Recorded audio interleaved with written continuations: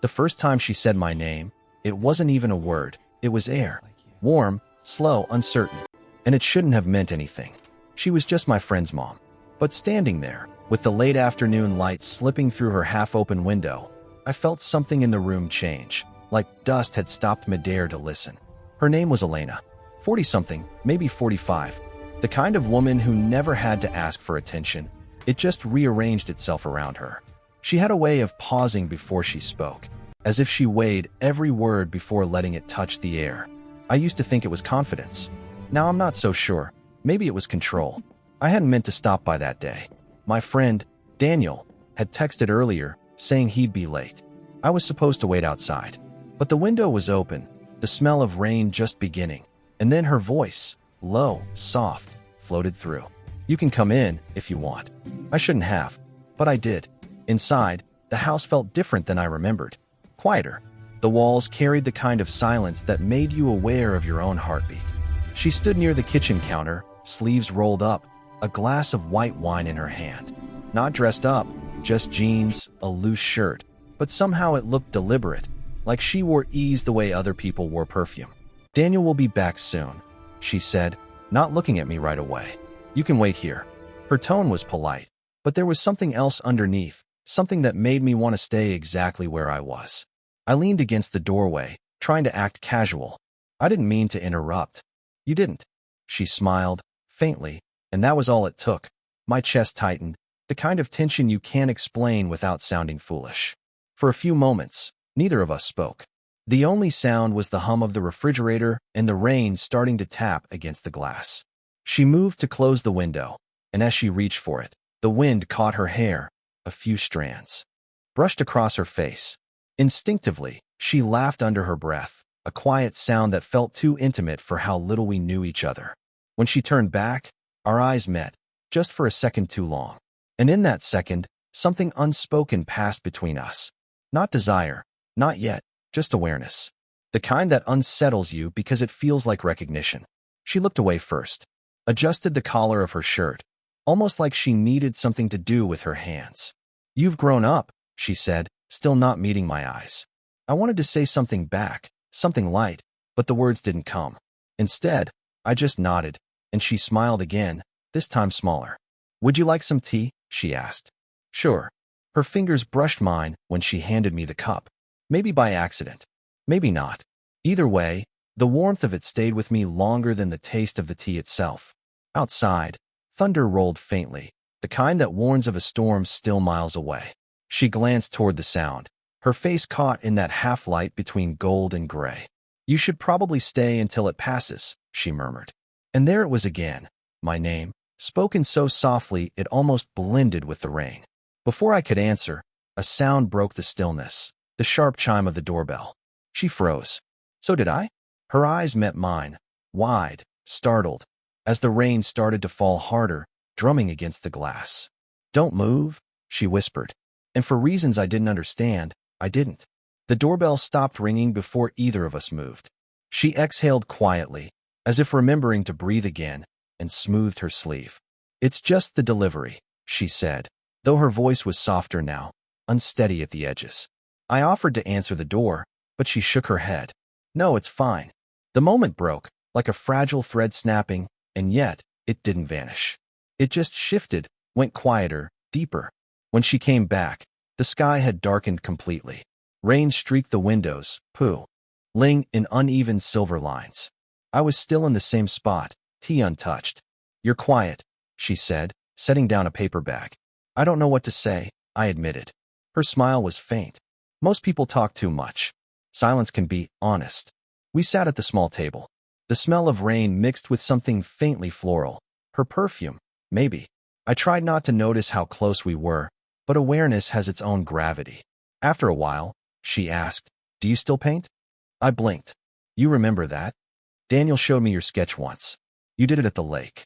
I nodded, a little embarrassed. I haven't in a while. That's a shame. She paused, eyes drifting toward the rain. People who stop creating usually have something they're trying not to feel. Her words landed heavier than she meant them to. I didn't ask what she was trying not to feel, but the question hung there, quietly, between us.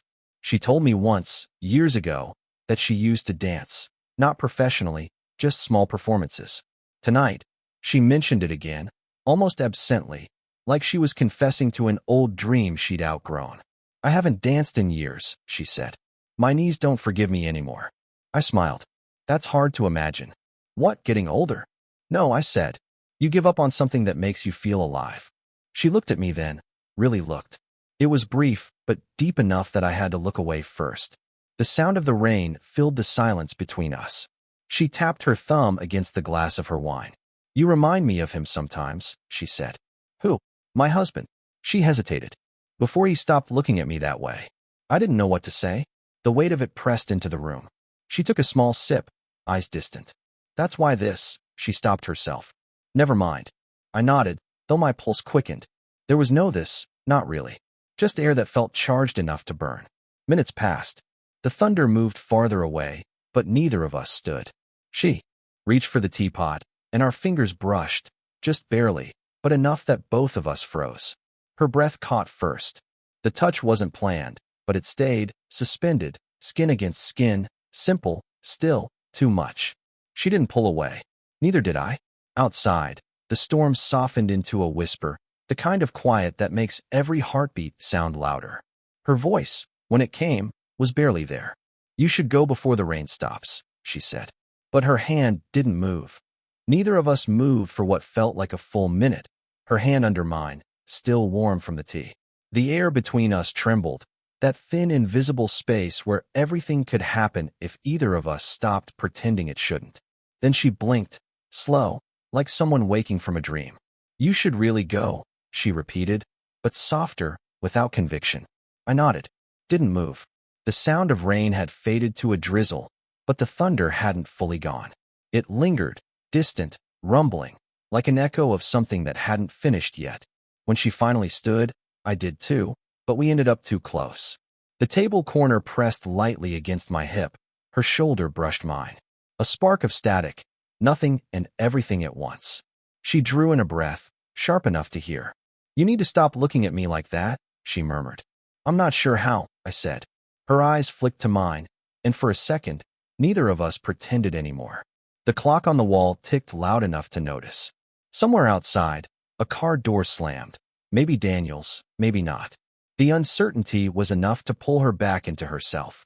She stepped away, folded her arms, and turned toward the sink. It's late, she said, quieter now. He'll be home soon. Her reflection in the window looked younger. Rain softened, unreal. I wanted to say something to ground us again, but words wouldn't come. Instead, she said, you don't understand what this would mean. I think I do, I said. That's the problem. She let out a shaky laugh, then shook her head. You sound sure of yourself. That's dangerous. I'm not. That made her glance back. Her eyes met mine, long enough for me to see the mix of fear and something else she didn't want to name. And then, a noise upstairs. A door creaking. Both of us froze. For one wild second, I thought it was Daniel. But no footsteps followed. Just the house settling, the kind of sound you only hear when you're listening too closely. Still, the spell had cracked. She crossed the room quickly, pretending to tidy the table, though her hands trembled slightly. You should really, she started, but her voice faltered when I reached out. Not to touch, not quite. Just close enough that she could feel the air shift. Elena, I said, just her name low. She turned, and this time she didn't look away. Her eyes flicked to my mouth before she caught herself. The moment stretched, balanced on a breath. Then, the sharp buzz of a phone vibrating on the counter. She flinched. I did too. Daniel's name lit up the screen. Her hand hovered over the phone, but didn't answer. The silence between the vibrations felt heavier than the sound itself. Finally, she looked at me, voice barely audible. Go before I don't tell you to. I hesitated, a second too long, then stepped back. Outside, the rain had stopped completely, but the storm between us hadn't. As I left, she turned toward the window again, the faint reflection of her face caught in the glass, watching, not waving. And just before the door closed, I heard her whisper my name again. I didn't see her for 3 days after that night. I told myself it was for the best, that the pause would dissolve whatever had started to grow between us. But some things don't fade, they ferment. When Daniel finally called, asking me to stop by and help him pack before moving back to campus, I almost said no. Almost. The house looked the same. Quiet. Still carrying the faint scent of rain and something that belonged only to her. Daniel was upstairs, music on, his voice muffled. She was in the living room, half turned toward the window again. The same place. The same soft light. When she noticed me, she smiled, polite, practiced. But her fingers tightened around the book she was holding. "Hey," I said. "Hi." A pause. The kind that hums with everything unspoken. "You've been avoiding me," she said finally, not looking up from the book. I laughed under my breath. "I thought that's what you wanted." "Is it?" she asked quietly. Her voice had that low warmth again, restrained, steady, but shaking somewhere beneath the surface. I stepped closer before I could stop myself. "You said it couldn't happen," I reminded her. "I did." Another silence. "But that doesn't mean I stopped thinking about it." The book slipped from her hand, landing on the carpet with a soft sound. She didn't pick it up. The air felt charged, like the seconds before lightning. She reached to tuck her hair behind her ear, but the motion faltered, her hand brushing mine instead. Not accidental this time. Her hair grazed my knuckles. The faintest touch, enough to burn through every reason I'd built not to feel this. "Elena, don't." She whispered it, eyes closing for a heartbeat. "If you say my name like that again." She didn't finish. Upstairs, Daniel laughed at something on his phone. The normalcy of that sound made what we were doing feel even more dangerous. She turned toward me, closer than she should have been. I could see the pulse at her throat, the rise and fall of her breath. "This isn't fair," she said, voice breaking slightly. "To who?" I asked. "To either of us." Her words said one thing, but her eyes, those eyes, said something else entirely. I could smell her perfume now, faint jasmine, the same scent that had lingered in my jacket for days. She lifted her hand as if to touch my face, then stopped halfway. Her fingers hovered near my jaw, trembling slightly, unsure. "Do you ever wish," she whispered, "you could know someone?" "Every time I see you," I said. Her breath caught. The space between us disappeared until I could feel the warmth of her exhale against my cheek. And then, footsteps on the stairs. Her hand dropped instantly. We stepped apart, the air collapsing back into pretense. Daniel's voice drifted closer. "Hey, you here?" She swallowed hard, eyes flicking to the door, then back to me. "Please," she mouthed. "Don't let him see." I nodded, stepping back just as Daniel rounded the corner, oblivious, phone still in hand. He grinned. "Mom, can you help me find that charger?" She smiled, too quickly. "Of course." But as she passed me, her fingers brushed against mine. Light, fleeting, deliberate. It was a touch that promised nothing, yet left everything shaking. That night should have been the last line. The moment everything returned to normal. But it didn't. 2 days later, she texted me. Just one line. "Did you tell him?" I stared at the screen for a long time before answering. "Tell who what?" No reply. I didn't hear from her again until Daniel called, saying his mom wanted to thank me for helping. He sounded casual, unaware of the storm beneath his words. When I arrived, the house felt colder, air heavier, lights dimmer. She met me at the door, arms crossed, her expression unreadable. "We need to talk," she said. Daniel wasn't home. The silence confirmed it. Inside, her movements were sharp, precise, like she was trying to stay busy to avoid what she really wanted to say. "There's something you should know," she began, voice tight. Daniel saw us. My heart dropped. When, that night, her eyes flicked toward the window, the same one that had started all of this. He came downstairs. He said he just saw something. The way she said something made my stomach twist. She turned her back to me, pressing her hands against the counter. "He didn't ask, but he looked at me differently yesterday. I think he knows." I took a step closer. "You think? Or you're sure?" Her fingers drummed against the surface, then stilled. "He asked if I was lonely." She let out a small, broken laugh.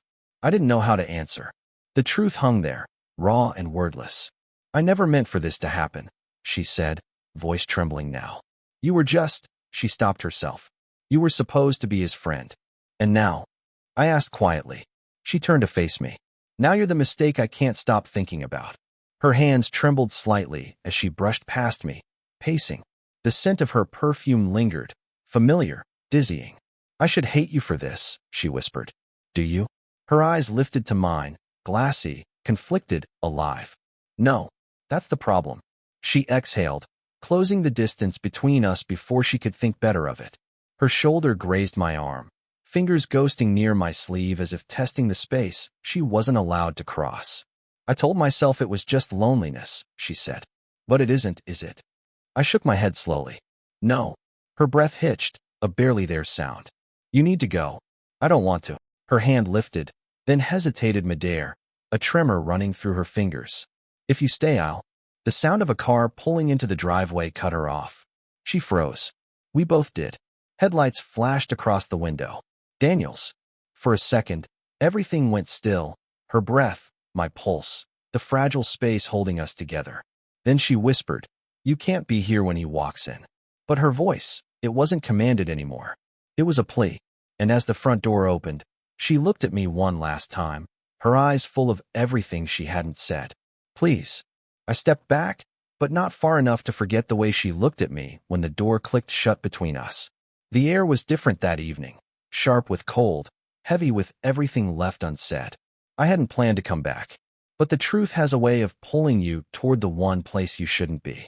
The lights were off except for a lamp in the corner, soft gold spilling over the room like the last trace of warmth. She stood by the window again, arms wrapped around herself, the faint outline of her reflection layered against the dark outside. She didn't turn when I stepped in. You shouldn't be here, she said quietly. I know. Her shoulders lifted in a slow breath. Daniel's gone for the weekend. I stopped a few feet away. That makes it worse. She gave a small laugh, tired, almost bitter. Maybe that's why you're here. For a long moment, neither of us spoke. The ticking clock, the whisper of wind outside, the steady rhythm of her breathing, all of it louder than words. Finally, she turned. I keep thinking about that night, she said. The way you looked at me. The way I let you. Her voice caught. I'm not proud of it. Neither am I said. But I can't forget it. She moved closer, one step at a time, until the distance between us felt like something alive, trembling, electric. I could see the faint shimmer of tears she was trying not to let fall. You don't know what you're doing, she whispered. I do. No, you don't. Her hand rose to my chest, not to push me away but to steady herself. Her fingers stayed there, light, hesitant, feeling the pulse she'd caused. You think this is about want, but it's about everything we've been missing. Her confession hung in the air like a heartbeat too loud to ignore. I took her hand gently, lowering it, but not letting go. Maybe that's what scares you. Her lips parted, a breath, not an answer. You're right, she said finally. It does. For a second, we just looked at each other, her eyes searching mine, both of us standing on that thin edge between what could be and what shouldn't be. Then she leaned in, not quite touching. Her hair brushed against my cheek, soft, deliberate, trembling. I felt her breath when she spoke. If I let this happen, she murmured, everything changes. It already has. The room felt suspended, no time, no sound. Only the space between two people who knew exactly what they were risking. Her hand lifted again, fingertips grazing the side of my face. The lightest touch, the kind that says I could, but I shouldn't. Her eyes closed. Say something, she whispered. I swallowed hard. Goodbye. The word broke something in both of us. She drew back slightly, eyes glistening, and for a moment, I thought she might stop me. Instead, she smiled, small, sad, real. That's the right thing, she said. I nodded, though it didn't feel like winning. It felt like a loss, quiet, necessary, honest. As I reached for the door, she turned back toward the window, arms crossed, watching the night. Outside, the wind had picked up again, carrying the faintest sound, the echo of my name, softer this time, like something let go. And for the first time, I didn't turn back. Months passed before I saw her again. Not because we planned it that way. Life just carried us forward, quietly, like the tide after a storm. Daniel had moved to another city for work. I'd gone back to school, tried to fold back into the rhythm of things. Days became normal again. But sometimes, in the late hours, a scent, a word, or the sound of rain against a window would pull me back to that house, to her. Then one Sunday afternoon, I saw her at the market. No warning, no preparation. Just Elena, in a soft beige coat, hair tied loosely, holding a basket of flowers she hadn't yet chosen. She looked the same and entirely different, lighter, somehow. When she noticed me, her lips parted slightly, like she was about to speak, then stopped. "Hi," I said first. A pause. Then that familiar small smile. "You look well." "So do you." We stood among the quiet chatter of other shoppers, both pretending not to feel the weight of what used to be between us. It wasn't charged anymore, not like before. But it was still there, softer now, shaped by time instead of tension.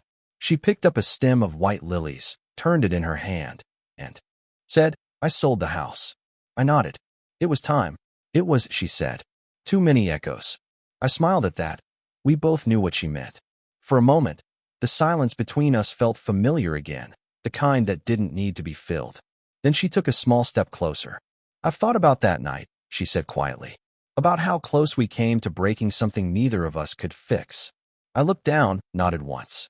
"We didn't, though." "No," she exhaled slow. "But it changed me. Made me see I wasn't as finished as I thought." There was no bitterness in her voice. Only understanding. "Do you ever regret it?" I asked. Her eyes softened. "No. Some things happen to remind you you're still alive." The words landed gently. Not an apology, not a confession. Just the truth. We walked together to the counter, side by side, not touching but close enough to feel the quiet familiarity return.